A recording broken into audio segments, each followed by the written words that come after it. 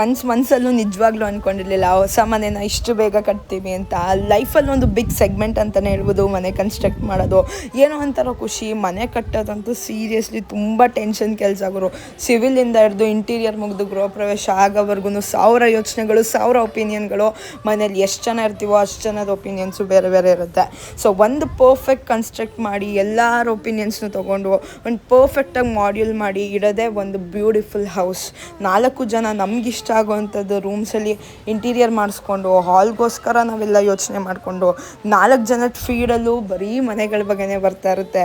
ಅಷ್ಟು ಡೆಡಿಕೇಟೆಡ್ ಆಗಿರ್ತೀವಿ.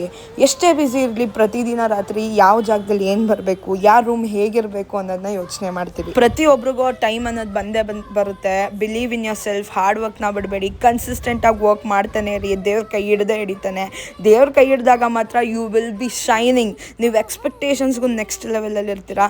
ಸೊ ಇದೇ ಥರ ಕಂಟೆಂಟ್ಗೋಸ್ಕರ ನಮ್ಮ ಮನೆ ಪ್ರತಿಯೊಂದು ನನ್ನ ಅಪ್ಡೇಟ್ನು ನನ್ನ ಪೇಜಲ್ಲಿ ಹಾಕ್ತಾನೆ ಇರ್ತೀನಿ. ಸೊ ಡೈಲಿ ಅಪ್ಡೇಟ್ಸ್ಗೋಸ್ಕರ ದೇವ್ 3R7 ಅಕೌಂಟ್ನ ಫಾಲೋ ಮಾಡ್ಕೊಳ್ಳಿ.